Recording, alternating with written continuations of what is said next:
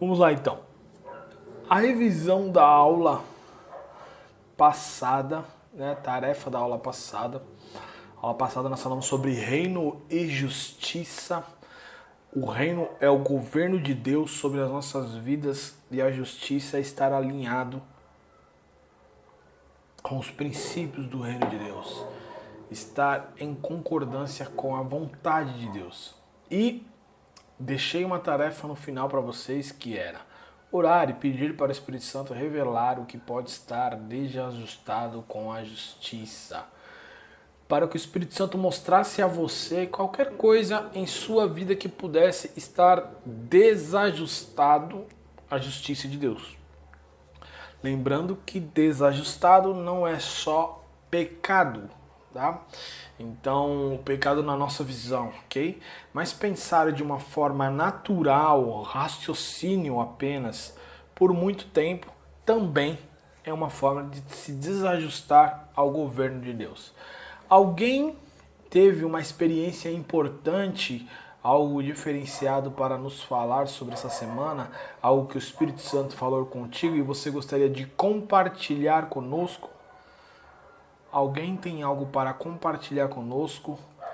Algo pequeno para compartilhar conosco sobre o que o Espírito Santo falou com você, sobre o que você refletiu sobre a aula da semana passada? A aula de hoje provavelmente vai ser dividida em duas partes, porque a aula de hoje é tão importante que eu preciso investir tempo para que nós juntos venhamos compreender esse ponto. Então preciso que vocês interajam comigo nessa aula, tá? Eu preciso que vocês interajam comigo nessa aula para eu perceber se nós estamos chegando no ponto da aula ou não, ok? Por quê? Porque a aula de hoje é sobre essa frase aqui, ó. É uma frase de Jack Taylor. Presta bastante atenção que a base, quando eu li essa frase, eu decidi fazer uma aula só para responder a pergunta que está implícita na frase, mesmo que não está aí em forma de interrogação agora. As operações da fé pessoal, embora iniciadas pelo Espírito de Deus no espírito humano, precisam ser liberadas com a permissão da mente. Presta atenção nisso. Lendo novamente. As operações da fé pessoal, ou seja, as operações da sua própria fé, embora as operações da sua fé sejam iniciadas pelo Espírito Santo de Deus no espírito do homem, que é no teu espírito, elas precisam ser liberadas com a permissão da mente. Eu gostaria que você colocasse aí no chat o que você entendeu dessa frase, com as suas palavras. É muito importante agora, eu preciso que vocês compartilhem comigo, que interajam comigo. O Sérgio compartilhou conosco, fala das limitações da mente humana, certo? Alguém mais compartilha? Muito obrigado, Sérgio. Pois na minha mente eu consigo visualizar primeiro. Ótimo, Roseli, ótimo. Ó. Isso aí, vem me falando com as suas palavras. Operações da fé pessoal, embora iniciadas pelo Espírito de Deus no espírito humano, precisam ser liberadas com a permissão da mente. Ok? Uma mente livre, alinhada com a palavra. Se a nossa mente não permitir, o Espírito de Deus não consegue agir. Magnífico. Adélia, magnífico. Uma mente livre, alinhada com a palavra. Muito bom, muito bom, muito bom. O manifestado do sobrenatural está ligado ao que eu penso com relação ao reino em mim. Magnífico. Muito bom, Carlos. Muito bom. Muito obrigado por compartilhar. E continue. Essa aula eu preciso que vocês compartilhem muito, porque essa aula é na verdade a base. Nós vamos falar de mente. Então, ou seja, nós vamos falar já do mindset. Nós vamos falar literalmente do mindset. Ok? Ó, presta atenção. A frase posterior é uma continuação dessa. É uma frase que vem de outra pessoa Totalmente diferente, mas está totalmente ligado ao assunto. Então vamos lá. Ó. Presta atenção no seguinte, a sua performance, então eu vou trazer aqui para o assunto que nós estamos falando. A sua performance no reino de Deus é igual ao seu potencial menos as interferências. Ó, presta atenção nisso. A sua performance no reino de Deus é igual ao seu potencial menos as interferências. Vocês aprenderam o que é potencial. O potencial de vocês é absurdo porque está ligado à fonte da qual vocês foram criados, que é o próprio Deus. Então, a sua performance, ou seja, o resultado que você tem na vida, tem pessoas que são de alta performance. Performance fala sobre a sua desenvoltura em todas as áreas da sua vida. A sua capacidade de produzir resultado em tudo que você coloca a mão. Então, a sua performance é igual ao seu potencial menos as interferências. Agora, desta frase, o que vocês entendem? Com a palavra de vocês. Com as palavras de vocês. Ó, vamos agora alinhar essas duas frases. Vamos lá. A segunda frase, ela tá falando sobre o quê? A sua performance. Tá falando de, vamos imaginar um esportista. Essa frase vem de um livro que chama O Jogo Interior do Tênis. Então vamos imaginar uma pessoa que joga tênis, ok? O esporte tênis. Então essa pessoa, ela tem um potencial absurdo dentro dela de ir bem neste esporte. Só que dentro dela existe o ego 1 e o ego 2. Existem dois vocês, ok?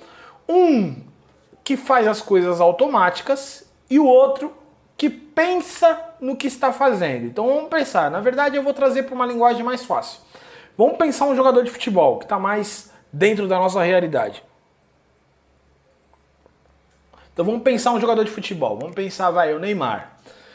Se você perguntar pro Neymar, chegar para ele e falar assim, Neymar, quando você recebe a bola, você pensa no que você vai fazer, em como você vai driblar, em que drible você vai fazer, aonde você vai chutar a bola.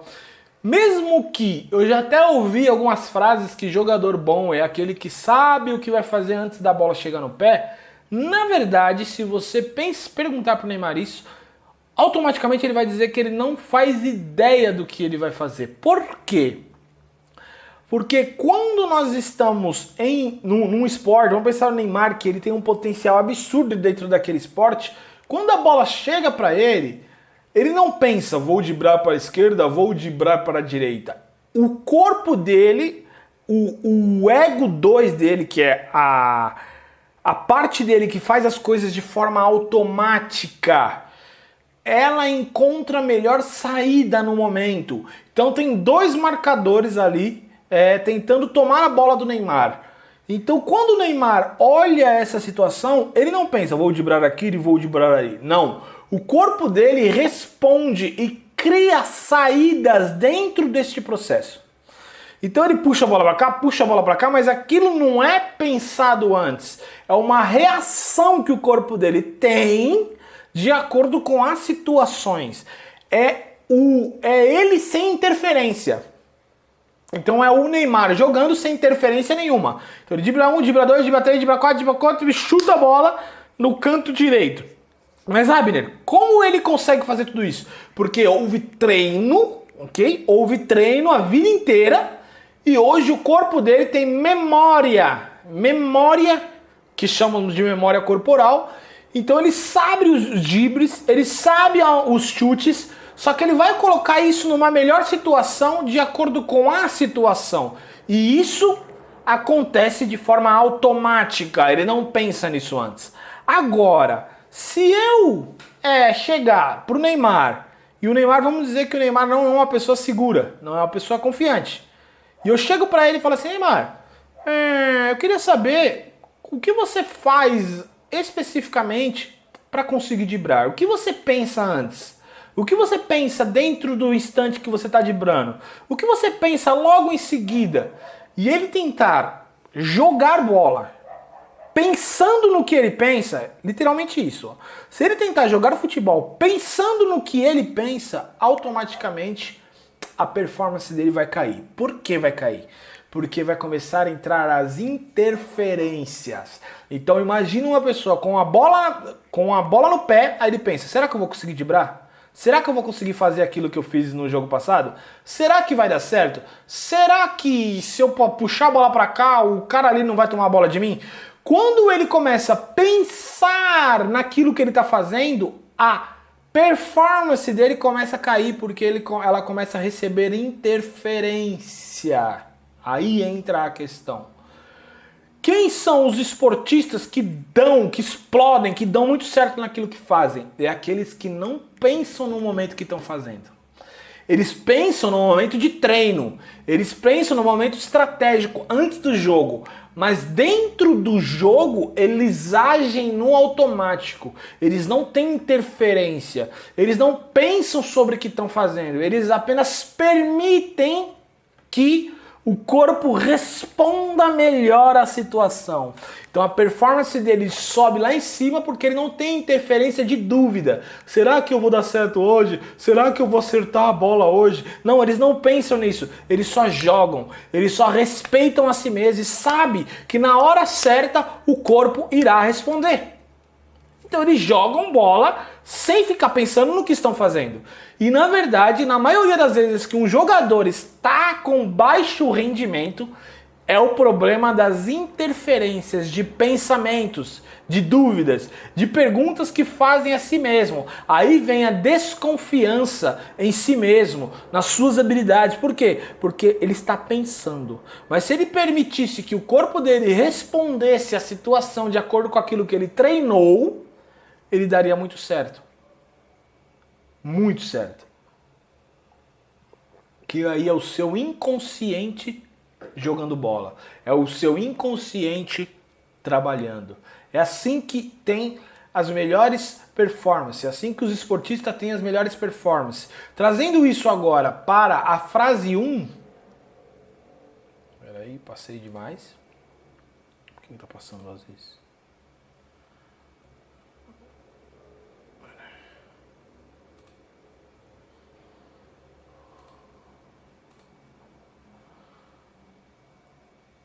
Aqui tá passando 2 vezes na hora que eu vou passar uma. Aí, foi. As operações da fé pessoal, embora iniciadas pelo Espírito de Deus no espírito humano, precisam ser liberadas com a permissão da mente. Agora, o que tem a ver essa frase? Presta muita atenção. Ó, na maioria das vezes, nós associamos fé a algo apenas espiritual, ok?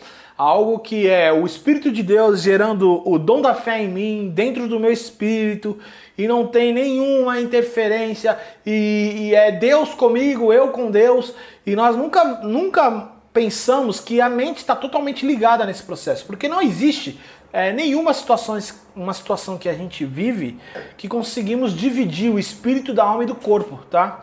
O espírito, a alma e o corpo só é dividido para estudo.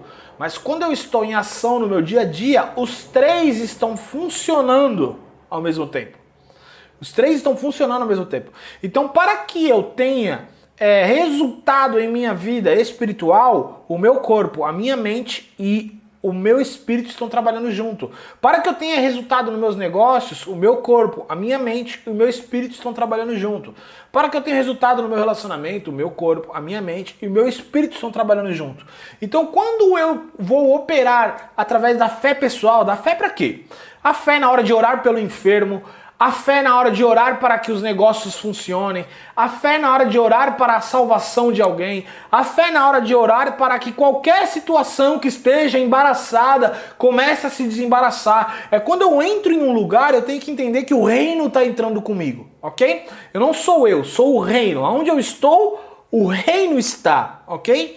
Então, quando eu vou operar esse tipo de fé, eu vou orar por alguém, eu vou orar pela minha própria vida, as coisas estão trancadas, eu sei que a minha palavra pode gerar um destrancamento automático. Essa fé precisa ser liberada pela permissão da mente, que aí vem as interferências.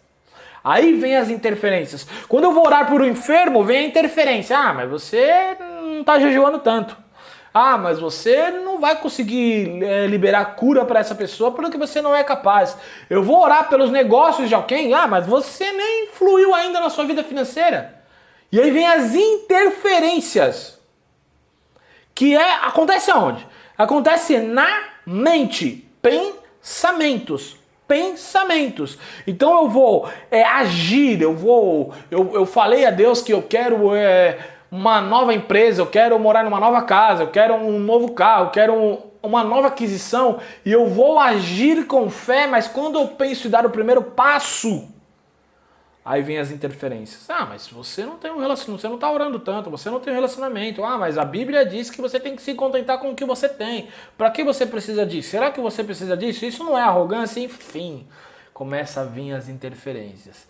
E aí eu quero saber, quem de vocês recebem interferências na hora de agir com fé?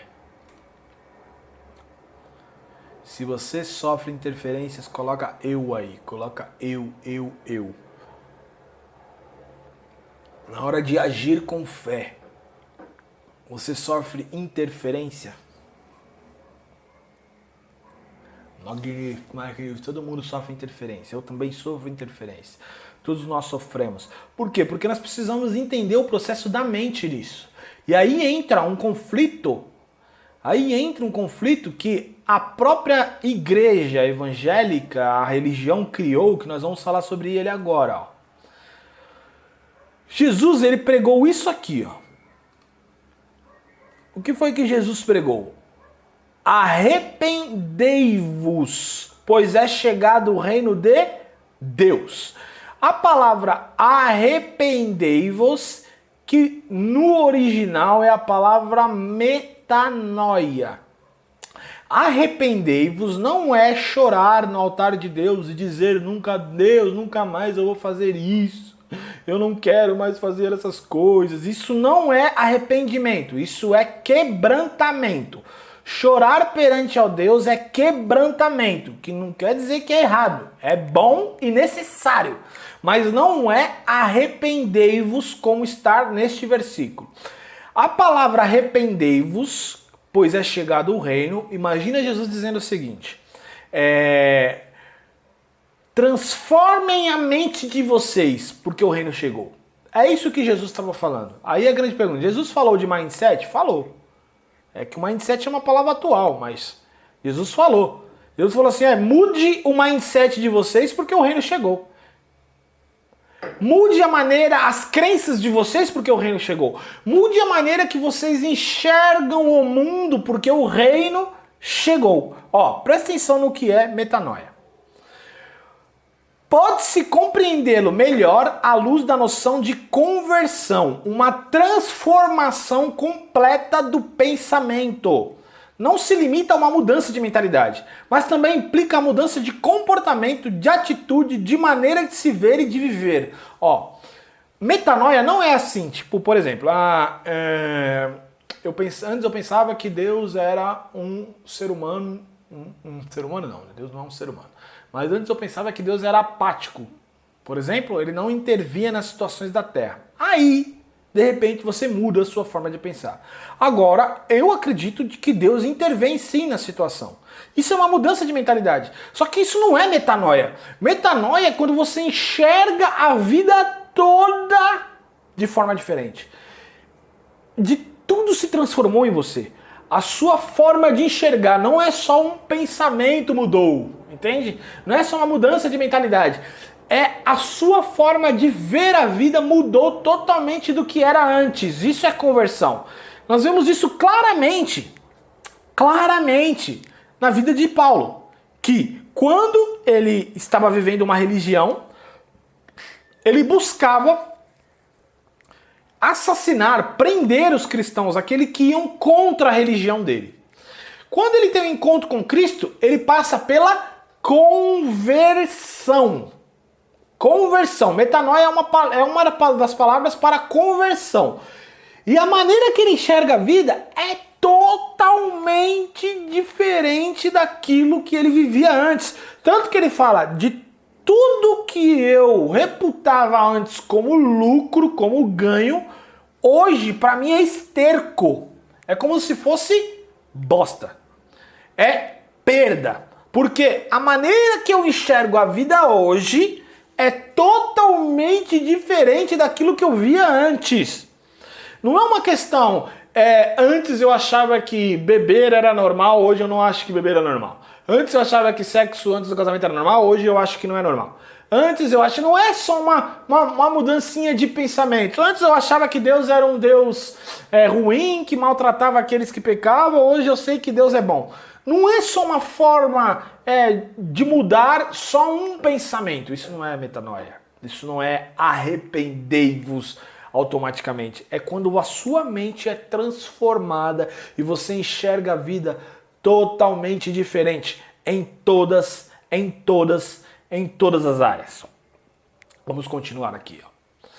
A grande confusão que foi criada, ó, a mente do crente, a confusão. No decorrer do tempo tem sido gerada uma confusão sobre qual o papel da mente do crente. E eu quero que você preste atenção nisso que a gente vai falar, de dois papéis diferentes que a religião criou para a mente do crente, que é a religião, a evangélica, e eu quero saber em qual você já esteve, tá? Porque eu também já estive. Então, presta atenção aí, ó. No decorrer do tempo tem sido gerada uma confusão sobre qual o papel da mente do crente. Existem dois excessos que foram criados equivocadamente, gerando confusão e distorção do verdadeiro papel da nossa mente. Olha, existe aqueles que acreditam do evangelho sem mente. O que é isso? Alguns acreditam em evangelho destituído de mente, reduzido ao emocionalismo, acreditam que tem de desafiar a razão em todo momento, senão Deus não se agradará deles. É aquelas pessoas que acreditam que Deus não age na razão, em nenhum momento. Tudo que Deus faz é irracional. Então, por exemplo, elas reduzem o evangelho a um emocionalismo. Por exemplo, aquelas pessoas que você já viu, você já deve ter visto o vídeo, você já deve ter até vivido, aquelas pessoas que têm um tique da unção da metralhadora, o tique da unção da cobrinha, o tique da unção do futebol, e fazem coisas que desafiam totalmente a razão, entende? Que não faz sentido nenhum. Que não tem sentido nenhum para aquilo. Mas por que elas fazem isso? Porque elas foram ensinadas que Deus não age em nenhum momento da razão. E você sempre... Deus faz coisas loucas só apenas. Deus faz coisas absurdas. Então, para eles têm que sempre estar desafiando a própria razão para que Deus se agrade deles. Deus não agiria numa pessoa orando normalmente. Uma pessoa orando em silêncio não é uma pessoa que é espiritual. Uma pessoa que fala com Deus sem gritar não é uma pessoa espiritual, entende?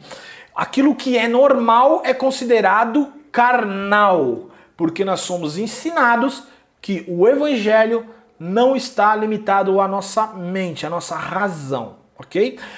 Isso aqui nós temos que tomar bastante cuidado, porque o pentecostalismo está muito aliado aqui, ó. Na questão de poder, ok? Só que o excesso disso, entende? O poder de Deus vindo e fazendo coisas absurdas. Já ouvi até falar isso. Eu não tenho poder sobre mim quando o Espírito Santo vem sobre mim e eu perco meu controle. É tudo totalmente ao contrário do que a própria palavra diz que o Espírito está sujeito ao profeta.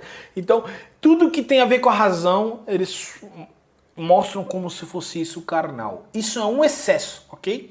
Que é o evangelho destituído de mente. Só que existe o outro excesso. Peraí, que ele pulou direto. A mente acima de tudo, que é aqueles que só acreditam no que podem explicar, reduziram Deus à imagem impotente do homem. Só aceitam o que entendem. Esses são aqueles que acreditam mais, no poder da mente do que no evangelho. Se eu não posso explicar, então não é Deus. Entende?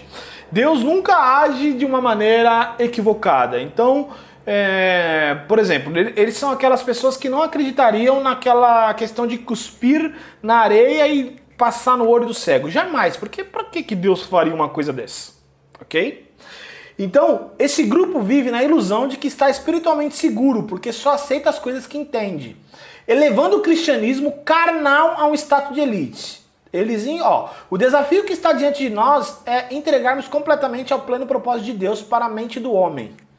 Então, essas pessoas colocam a mente, o raciocínio acima de tudo. É aquela pessoa que dá muito mais valor para o estudo metódico do que a vida espiritual. Ok?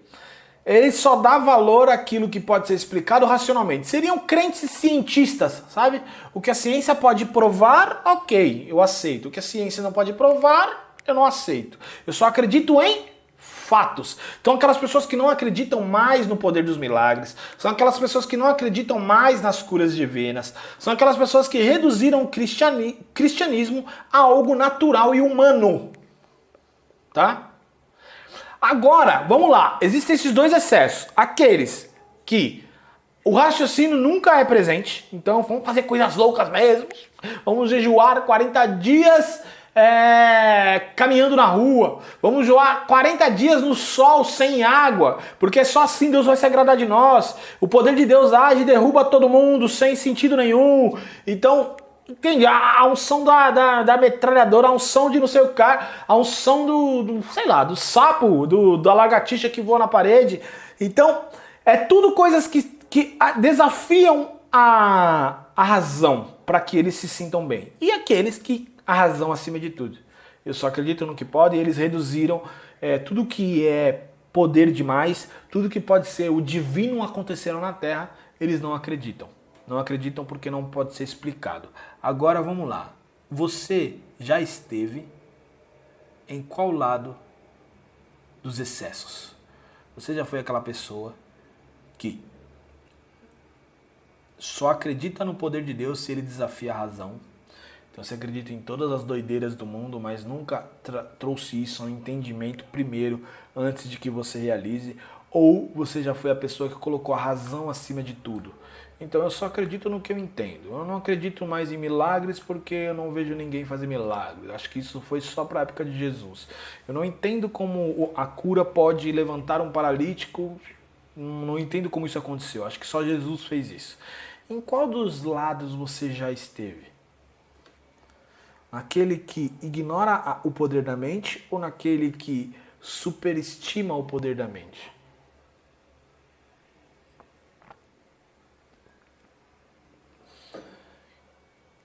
Ignorei o poder da mente. Ótimo. Ótimo. Quem mais? Quem mais? Alguém mais ignorou o poder da mente? Ignorar o poder da mente também é aquela pessoa que não dá valor a estudar a palavra de Deus, também pode ser. Teologia pra quê? O poder de Deus resolve. Pra que técnica? O negócio é só unção, sabe? Isso é ignorar o poder da mente. Tudo que envolve estudo, técnica, eu preciso estudar para atuar melhor no meu ministério. Tudo isso é as pessoas que ignoram o poder da mente. E também tem os que, importante falar de uma forma bela, é aquela, a pessoa que coloca a mente acima de tudo é aquela que vangloria muito a teologia e deixa de lado o poder de Deus. O poder de Deus, a unção não é importante. O importante é conhecer todos os versículos da Bíblia de cor e pregar com eloquência. Isso com um pregador, né? Agora pensa num cantor, seria conhecer todas as técnicas e não ter unção, entende? Então coloca todo o poder na sua habilidade, na sua mente, no seu raciocínio. Ótimo. Ignorar o poder da mente. Alguém mais gostaria de compartilhar conosco em qual dos dois lados você esteve? Ou também, se você nunca esteve dos dois lados, isso também é importante, pode acontecer com você. Você é uma pessoa equilibrada, tá?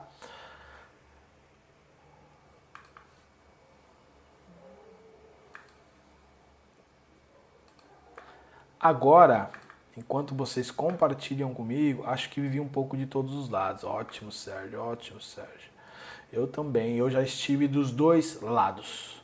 Tanto do lado do emocionalismo, tanto do lado das loucuras, quanto do lado que o raciocínio acima de tudo. tá? O estudo acima de tudo. Agora, voltando para aquela frase, não sei por que esse negócio está clicando 2 vezes. As operações da fé pessoal, embora iniciadas pelo Espírito de Deus no espírito humano, precisam ser liberadas com a permissão da mente.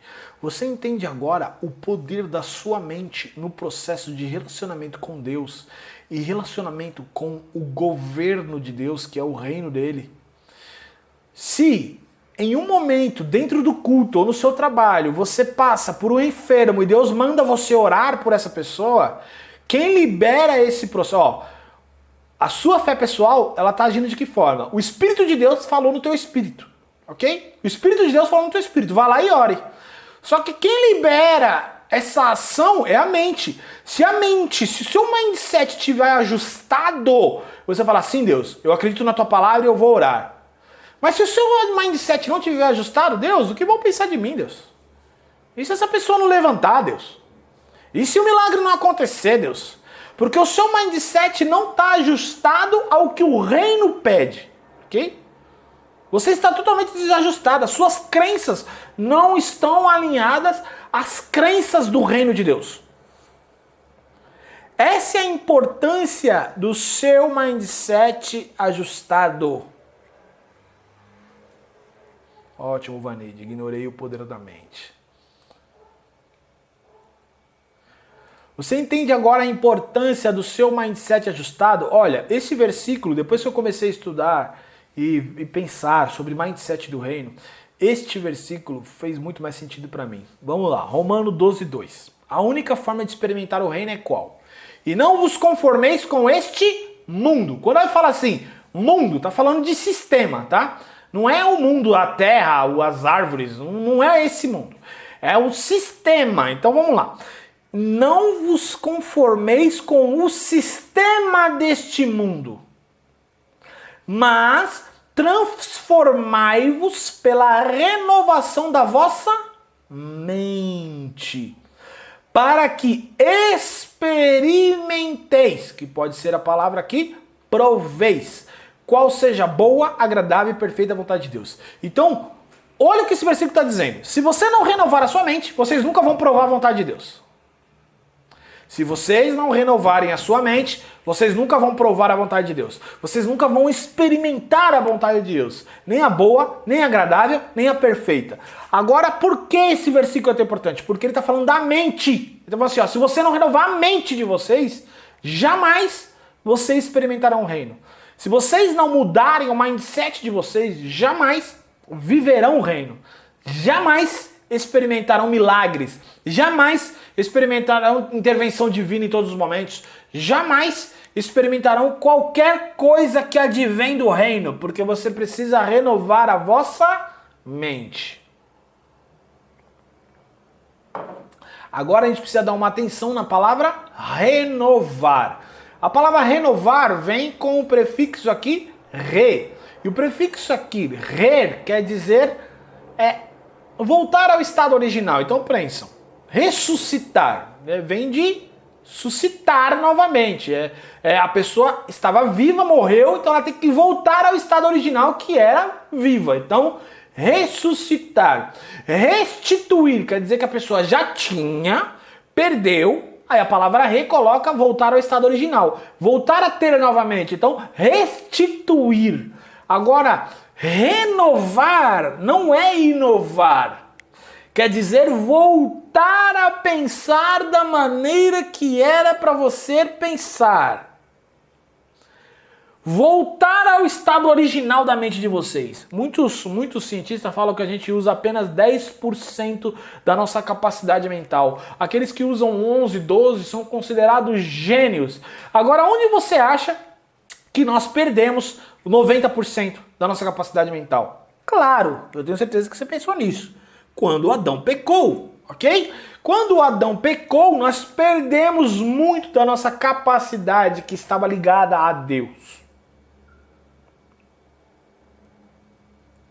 Agora, o Espírito de Deus, ele pede o quê? Volte a pensar na maneira que eu criei vocês para pensar. Qual é a maneira que eu criei de vocês para pensar? Que vocês são agente de um reino na terra.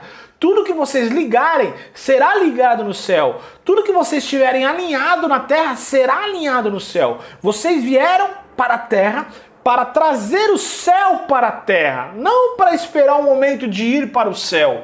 Vocês vieram expandir o reino de Deus na terra. Vocês são agentes com poder, com autoridade, com governo sobre a terra, debaixo do governo de Deus.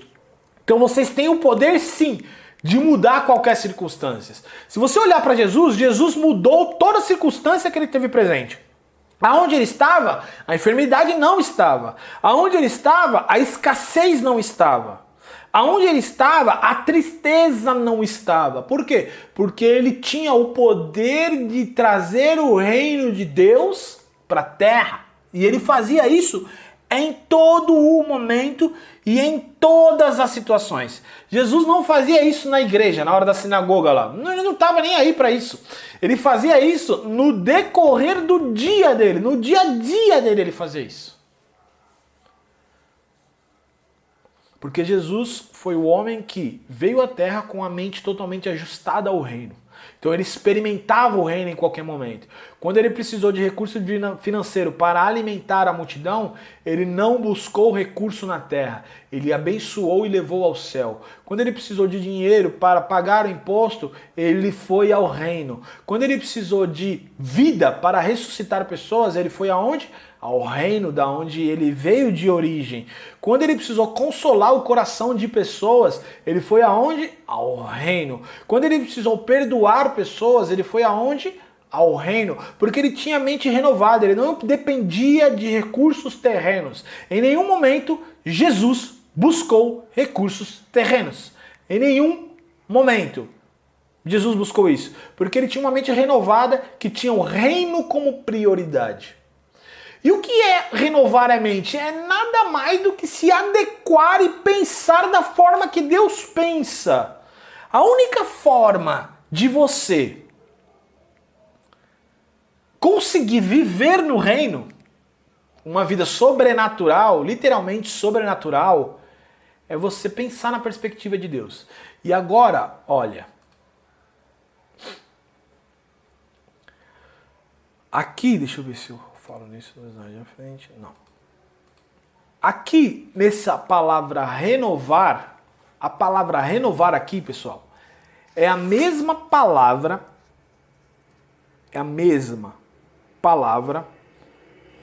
do transfigurar, quando Jesus foi transfigurado na frente dos seus discípulos.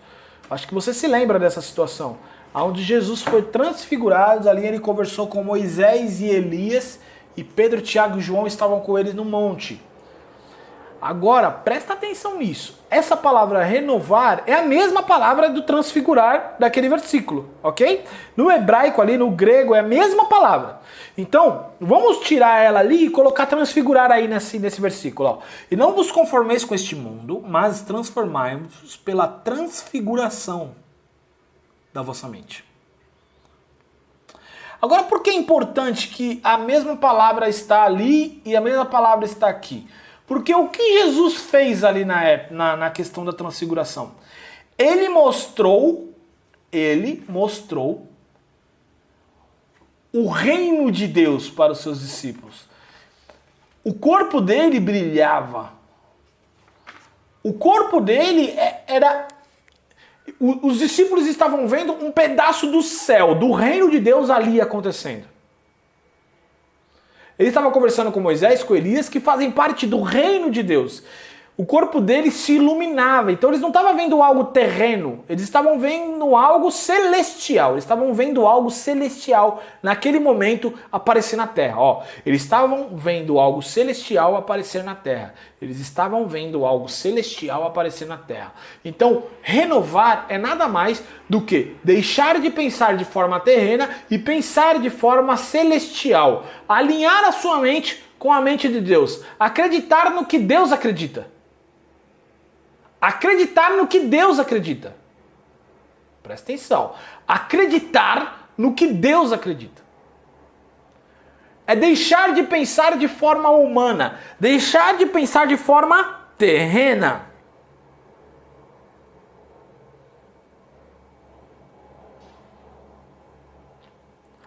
Olha, continuando aqui rapidamente.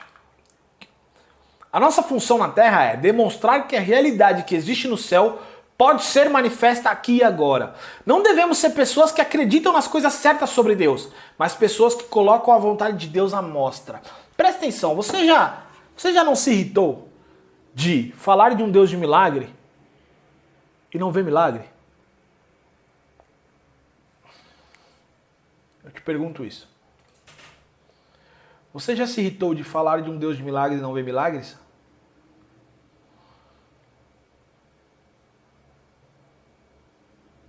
Falar de um Deus do sobrenatural e não ver sobrenatural?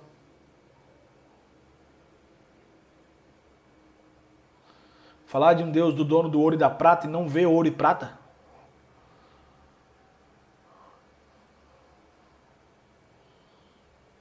Ótimo, sim.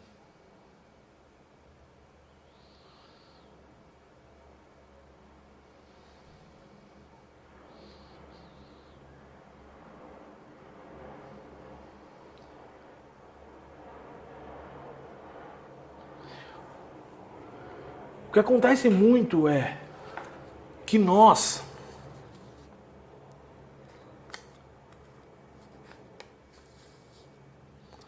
não temos coragem de falar que Deus não existe, ok? Mas muitos de nós agimos como se Deus não existe. Esta é a minha maior guerra. Maravilha. É como se fosse assim, ó. É como se nós estivéssemos dizendo à humanidade: não existe um Deus como o Deus da Bíblia. Não, Deus existe. Mas não o Deus da Bíblia. Porque o Deus da Bíblia levantava o enfermo. O Deus da Bíblia abriu o mar vermelho. O Deus da Bíblia ressuscitava um morto que já estava apodrecendo há 4 dias. Esse Deus é o Deus que eu acredito. Mas eu falo desse Deus, mas não provo que esse Deus existe.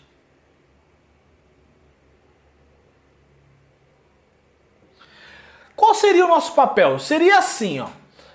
Eu falo desse Deus, e quando vem o enfermo perante a mim, eu oro por esse enfermo, aonde o reino de Deus entra, toca o corpo dessa pessoa, e quando o reino de Deus toca o corpo dessa pessoa, ela é curada. E aí as pessoas à sua volta pensariam de que forma? Olha, então assim é Deus? Então esse é o Deus mesmo que vocês pregam? Realmente ele existe? Ah, esse é o Deus que vocês tanto falam. Por quê? Porque a gente só não fala de Deus, mas a gente prova que Deus existe. O Deus da Bíblia. É dar demonstração concreta de quem Deus é. As ações de cura, libertação e restauração fazem muito mais do que resolver o problema imediato de alguém. Eles dão às pessoas uma demonstração concreta de quem Deus é. Quando parece uma pessoa endemoniada e você ora e o demônio sai, você não só liberta essa pessoa, você mostra para essa pessoa como Deus é. Ele é o Deus da libertação, ele é o Deus da liberdade. Quando aparece alguém enfermo e eu oro para que essa pessoa seja curada, ela é curada, eu não só liberto essa pessoa da enfermidade, eu dou uma demonstração de quem Deus é.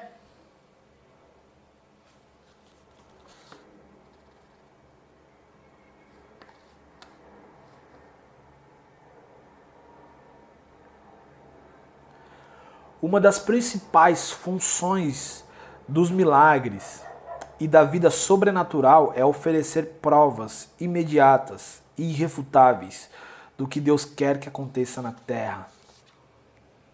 Muitos de nós temos muitas dúvidas sobre qual é a vontade de Deus. A vontade de Deus é o céu na terra. Essa é a vontade de Deus. Pai nosso que estás no céu, santificado seja o teu nome. Venha a nós o teu reino. Seja feita assim a tua vontade, assim na terra como no céu. Essa é a vontade de Deus. Tudo que tem liberdade no céu deveria ter liberdade na terra. Então o que tem liberdade no céu? Cura, prosperidade, unção, tem liberdade no céu, alegria, paz, felicidade, produção, progressão, multiplicação. Tudo isso tem liberdade no céu, deveria ter liberdade na terra. O que não tem liberdade no céu? É o crime, a doença, a enfermidade, a violência, o pecado, tudo isso não tem liberdade no céu. Então não deveria ter liberdade na terra. Essa é a vontade de Deus. A vontade de Deus é o céu na terra. A vontade de Deus é trazer a cultura do céu para a terra. Essa é a vontade de Deus. E a nossa função é demonstrar essa vontade. A nossa função é renovar a nossa mente, é transformar o nosso mindset a ponto de a nossa mente liberar, permitir que o Espírito de Deus que há em mim haja. Para isso eu preciso ter uma transformação total de mente, ok? A vida do reino, a vida do crente normal significa milagres, intervenção espiritual e revelação. Presta atenção nessa frase. A vida do crente normal significa milagres, intervenção espiritual e revelação. Primeiro, milagres. Milagres simples, aquilo que o homem não consegue fazer, Deus vem e age. Milagre financeiro, milagre de saúde, milagre de emocional, todo tipo de milagre, tá? Outra coisa que o ser humano não espera muito é intervenção espiritual. Então, por exemplo, meu carro quebrou. É uma coisa, eu tenho que levar eu tenho que levar no mecânico. Claro que você tem que levar no mecânico, mas você já teve a ousadia de colocar a mão no seu carro e orar por ele? Por que nós não fazemos isso? Porque não acreditamos que a vida espiritual, que o mundo espiritual vai intervir nessa situação. Eu tô com problema na minha empresa, eu já orei por isso. Eu tô com problema no meu casamento, eu já orei por isso. Eu tô com problema Eu não oro, eu deixo a oração por último estágio. A oração, ela costuma ser a opção do fundo do poço. Deus, fiz de tudo e não deu certo. Agora é só tu. Devia ser só ele desde o início. Então, eu acredito na intervenção espiritual na situação. Só ora em todo momento quem acredita na intervenção espiritual em todo instante. Quem acredita que Deus está sim com vontade de intervir em toda a situação da sua vida. Que Deus está sim com o desejo de intervir em situações que para alguns é idiota. Deus quer intervir. E essa deveria ser a vida do crente normal. E outra coisa, revelação. Revelação da palavra, Deus te mostrar coisas novas. Não devia ser coisas do auge espiritual que você tem. Isso deveria ser natural. Revelar coisas novas, te mostrar coisas novas, te mostrar o que Ele está fazendo, te dar novos insights dentro da palavra de Deus, dentro da sua vida. A revelação também é algo que deveria ser natural. Então, na vida de um cristão saudável e normal, milagres, intervenção espiritual e revelação é a vida do reino, é a vida do todo dia. Mas, Abner, isso não é normal. Presta atenção, nós temos que dividir a palavra normal de comum, ok? Milagres não se tornou mais comum, mas não quer dizer que não é normal. Ele deveria ser normal. Ter uma vida de milagres todos os dias é uma vida normal. O que não acontece é que hoje não é comum.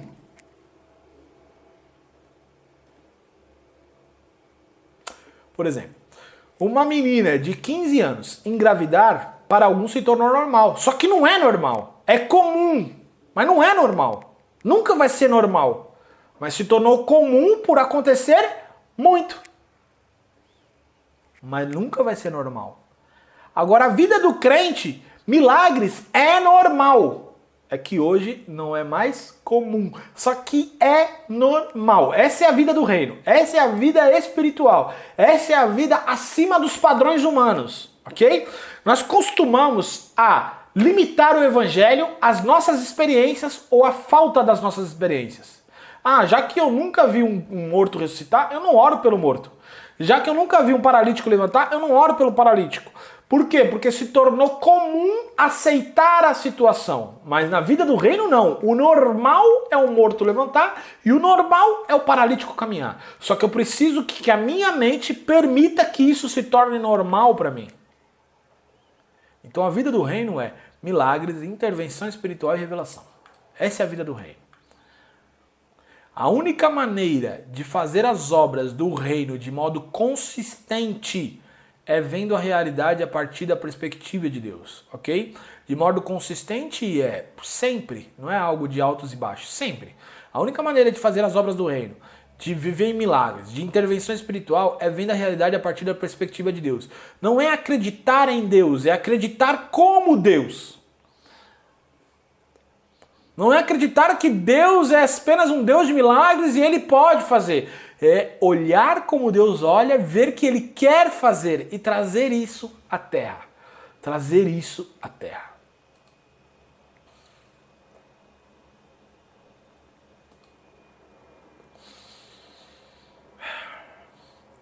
Vamos lá.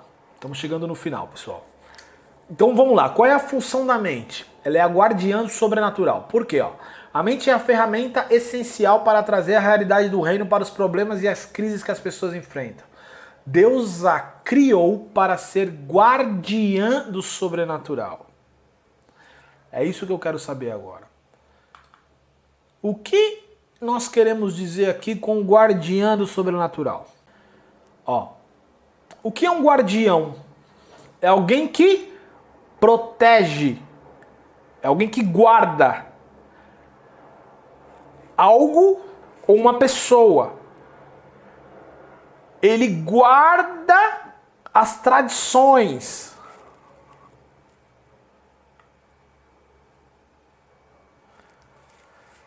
Presta atenção, ele guarda as tradições.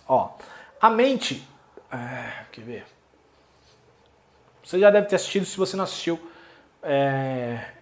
enfim, a imagem vai ficar mais clara. Mas você deve ter assistido o filme do Thor já, ok? O filme do Thor, dos Vingadores, certo? E lá no Thor, no filme do Thor, ele fica lá na terra dele lá, que eu esqueci o nome, que tem Zeus lá, da mitologia, enfim. E tem a terra mesmo, a terra do ser humano. E dentro desses dois mundos existe o guardião, que é o negrão lá que fica com um bastão lá, enfim, não sei o nome daquele negócio. E ele protege, ele permite que as pessoas passem desse mundo para a terra ou da terra para o mundo deles. Ele é um guardião, ele guarda a passagem, ok? Ele guarda a passagem, as coisas só vão passar se ele permitir. Ele é um guardião. Se ele permitir, as pessoas que são da terra podem passar para o mundo do Thor. E só se ele permitir, as pessoas deste mundo passam para a terra. Ele é um guardião, ele cuida ali. A mente é como se fosse esse homem.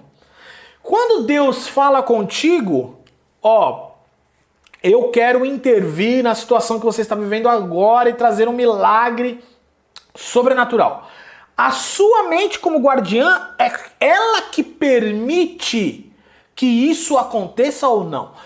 As suas crenças instituídas, se você tem um mindset ajustado e acredita que Deus é o Deus da intervenção, Deus é o Deus do milagre, Deus é o Deus que quer usar a minha vida para agir na terra, automaticamente você fala, sim Deus, o que eu preciso fazer? E pode me falar que eu vou fazer, aí Deus te fala, você começa a agir perante a palavra de Deus e as coisas começam a acontecer.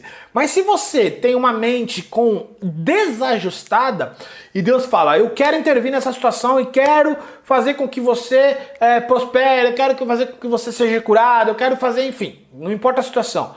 Aí a sua mente com complexos inferiores e o mindset ajustado e fala assim, ai Deus, mas o que eu tenho que fazer? Será que é isso mesmo? Será que isso não tem como é que fala? Um propósito final? Será que esse sofrimento não é para mim, que eu tenho que viver mesmo? Ou a sua timidez te impede de agir? A sua falta de ousadia te impede de agir? Por quê? A sua mente está desajustada à palavra de Deus. E ela, como guardiã, não permite que as coisas aconteçam na terra.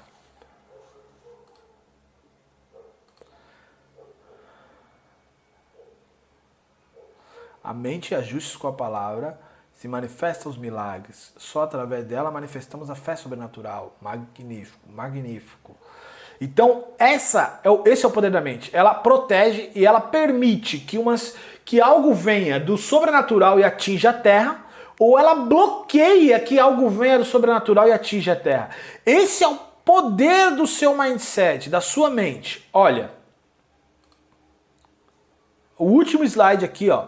A necessidade de metanoia. Para sermos úteis para Deus, a nossa mente precisa ser transformada. Não se trata apenas dos nossos pensamentos serem diferentes, mas do nosso modo de pensar ser transfigurado, como nós havíamos falado. Transfigurado, porque pensamentos a partir de uma realidade diferente. Isso aqui não é pensamento, isso aqui é pensamos, tá? Eu escrevi errado. Porque pensamos a partir de uma realidade diferente. Ó, para sermos úteis para Deus, deixa eu ver se eu consigo editar isso aqui.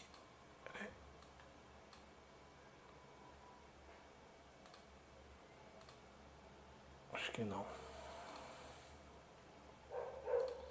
Tá, vamos falar assim mesmo. Não estou conseguindo editar aqui, ó. Para sermos úteis para Deus, a nossa mente precisa ser transformada. Não se trata apenas dos nossos pensamentos serem diferentes, mas do nosso modo de pensar ser transfigurado. Porque pensamos a partir de uma realidade diferente. Toda vez que nós pensamos a partir da realidade terrena. Toda vez que eu penso de resolver o problema, eu parto da realidade terrena. Toda vez que eu penso no meu futuro, eu parto das possibilidades terrenas. E não é essa forma que Deus pensa. Deus pensa diretamente da realidade celestial, que é onde Ele vive. Então a minha mente precisa ser transfigurada. Ela precisa ser totalmente transformada para que ela pense como Deus pensa. Isso é conversão. Conversão não é se tornar evangélico ou católico. Conversão é ter a sua mente transformada a ponto de você pensar diretamente da realidade de Deus, da perspectiva de Deus sobre as situações. Sobre as situações. Agora vamos lá, pessoal. Vocês têm perguntas? Perguntas. Essa aula vai ter parte 1 e parte 2, que é a importância do mindset ajustado, essa aula. A importância do mindset ajustado. Vai ter parte 1 e parte 2. Aqui nós finalizamos conteúdo. Vocês têm perguntas?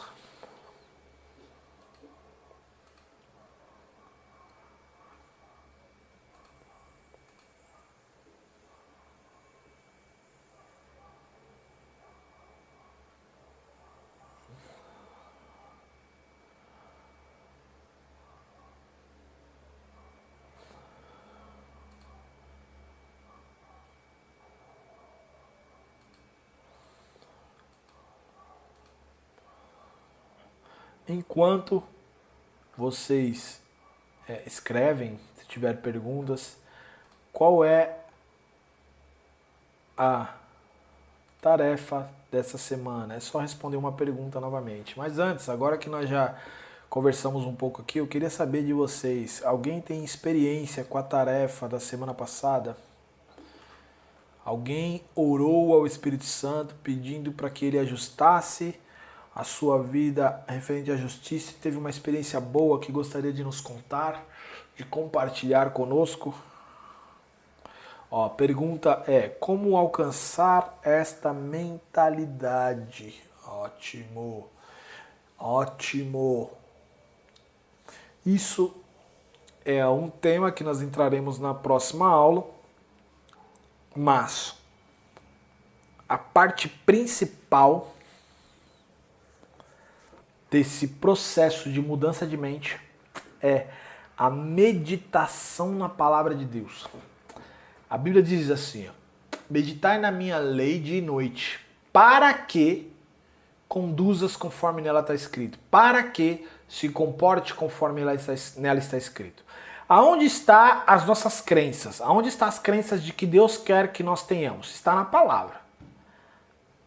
A palavra de Deus é a constituição do reino dele. Então tudo que está na palavra é direito meu, tudo que está na palavra é direito seu. Eu tenho que estar alinhado ao que a palavra diz. Se a palavra diz tudo é possível ao que crer, eu tenho que me alinhar a isso. Se a palavra diz tudo que vocês pedirem em meu nome, assim vos será feito, eu tenho que me alinhar a isso. Só que eu só consigo me aliar a isso de que forma? Meditando na palavra. O que é meditar? É ponderar, refletir, discutir com mim mesmo sobre aquilo que está escrito. É ocupar a minha mente com esse assunto. Então eu quero que eu quero que esse versículo se torne uma verdade para mim. Tudo é possível ao que crê. Então eu vou ler esse versículo todo dia, eu vou pensar nesse versículo todo dia, em todos os momentos, eu vou escrever esse versículo, eu vou escrever o que eu entendi deste versículo, eu vou orar esse versículo, eu vou cantar músicas que estão de acordo com esse versículo, eu vou meditar nele e eu vou fazer com que essa verdade se torne uma verdade para mim através da repetição e através da fé. Ó Deus, eu acredito na tua palavra, eu acredito na tua palavra, e aí eu vou começar a fazer algo que é o nível mais importante para fixar uma verdade. Deus, me dê experiência com este versículo. Deus, me dê experiência com essa verdade. Deus, eu acredito que tudo é possível para aquele que crê. Então me dê experiências, Pai. Me dê experiências no dia a dia aonde eu vou colocar a minha fé em ação e as coisas vão acontecer. Deus vai começar a abrir as portas. Ele vai começar a te dar experiências. Ele vai começar a te dar experiência onde você tem que atuar com fé, onde você tem que caminhar e você age e as coisas acontecem. E aquilo vai fixando em você, se tornando uma crença, se tornando parte do seu mindset. E assim você vai ajustando e você vai começando a enxergar as coisas da perspectiva de Deus. Mas uma coisa é clara, tá? Nós só conseguimos ter algo fixado depois que vivemos uma experiência com isso. Por que temos tanta dificuldade em mudar o modo de pensar? Seria apenas obstáculos e inseguranças ou há também intervenção sobrenatural que nos impede? Com certeza há intervenção sobrenatural, porque é o que o diabo tem mais medo, tá? O diabo não tem medo da gente ir para a igreja, o diabo não tem medo da gente jejuar 3 dias, depende do propósito do jejum. O que o diabo tem medo é que nós pensamos de acordo com a perspectiva de Deus. Que nós realmente entendemos qual é a nossa posição dentro do reino de Deus e que nós venhamos começar a trazer o reino de Deus para a terra. Isso o diabo gela a espinha do diabo. Porque é isso que vai transformar, ok? É isso que vai transformar a terra, é isso... Porque, olha, o que um cidadão do reino faz? Ele destrói as obras do diabo. O que Jesus disse que ele veio fazer? Para que eu vim? Para destruir as obras do diabo. Foi para isso que Jesus veio. E é para isso que eu vim também, destruir as obras do diabo. Então, quando eu começo a trazer o reino de Deus para a terra, o reino das trevas começa a perder território. Então, existe sim intervenção sobrenatural para que a nossa mente não seja renovada. Por isso que eu tenho que ter garra, por isso que eu tenho que ter ousadia, por isso que eu tenho que ter fé, por isso que eu tenho que agir perante se eu estou com vontade, se eu não estou com vontade. Enfim, o mundo não é feito de pessoas que fazem as coisas quando tem vontade, tá? Pessoas que fazem as coisas quando tem vontade são crianças, são meninos. O mundo é daqueles que fazem o que tem que ser feito independente de como ele se sente referente a isso. Então eu assumo a posição de Deus, eu vou transformar minha mente, nem que eu tenha que abrir jejuns para isso, nem que eu tenha que passar horas na palavra para isso, nem que eu tenha que passar horas em oração para isso, mas eu sei que, Pai, existe um caminho que o Senhor quer me mostrar, me mostra esse caminho, e você entra com Deus cada vez mais e Deus vai te direcionando, porque cada um é cada um. Mas o processo da meditação da palavra, meditação mesmo, não é ler Bíblia todo dia, tá? Ler Bíblia todo dia também não é uma coisa que vai resolver seus problemas, é uma coisa que ajuda, mas se você ler e não meditar, não resolve. A Bíblia não fala, leia a minha Bíblia todos os dias. Não, ela fala, medita em minha lei todos os dias. Que é, a palavra de Deus tem que ocupar a sua mente. Depois, dentro da palavra de Deus, você vai começar a receber sinais, versículos vão começar a saltar. Por exemplo, tudo é possível o que? Bum, salta, eu quero viver isso. Então eu abro jejum em si, no propósito de viver isso. Eu oro isso e eu começo a pedir experiências para Deus referente a isso. E Deus começa a me dar experiências. E aí, meu irmão, quando eu começo a ter as primeiras experiências com isso, as coisas vão começando a ficar maravilhosas, eu vou começando a sentir na pele o que é viver isso. Aí ninguém vai me dizer mais que isso não é possível, ok? Então, primeiro processo, meditar na palavra. Segundo processo, jejuar em cima de um propósito da palavra de Deus, em cima de algo que Deus falou com você. Orar a palavra, orar em cima de que Deus falou com você. E também pedir experiências, porque o entendimento total de algo só vem quando eu experimento, ok? Quando Deus me dá, você quer entender a cura divina, você precisa ter uma experiência com a cura divina. Você tem que orar por alguém e essa pessoa ser curada. Então você vai começar a pedir para Deus, Deus, eu quero essa experiência. Ah, eu quero uma experiência com a prosperidade. Então você precisa experimentar, senão não existe entendimento total sem experiência, entende? Entender sem agir não existe. Então, você medita, você jejua, você ora e você pede experiência. Você experimenta. Quando você experimenta, o processo da renovação da sua mente começa a acontecer. Nós vamos falar mais disso na segunda aula, depois dessa aula aqui, tá? Nós vamos entrar mais a fundo neste ponto, ok? Nós vamos entrar mais a fundo neste ponto, certo, pessoal? Podem fazer perguntas enquanto eu falo da tarefa. Ninguém falou da tarefa da semana passada. Ok, tudo bem. Vamos lá. Eu quero que vocês respondam esta pergunta aqui, tá? Para semana passada. Para semana que vem, desculpa. Qual é a função da nossa mente no relacionamento com Deus? Isso você vai responder segundo as suas palavras. Segundo as suas palavras. Depois de tudo que você ouviu aqui, segundo a sua palavra, você vai responder isso aqui, ó. Qual é a função da sua mente no relacionamento com o reino? Qual é a função da sua mente no relacionamento com o reino? Qual é o papel dela no relacionamento com o reino? Você tem o espírito, você tem a alma, que na minha mente, que eu tiro a alma, coloco mente aqui, que a mente é a sede da alma. Então, você tem o espírito, você tem a mente, você tem o corpo. Você tem o espírito, você tem a mente, você tem o corpo. Qual é a função da sua mente no seu relacionamento com o reino? Qual é a função da sua mente no seu relacionamento com o reino? Vocês vão responder essa pergunta. Aí eu quero, antes de vocês responderem, antes de vocês terminarem a aula, eu preciso de que vocês se comprometam com isso. Então vamos lá. Quem vai... Não esquecer, a próxima segunda é feriado. Isso, falar sobre isso. Quem vai responder essa pergunta, quem vai fazer a tarefa, responder a pergunta, mandar ok para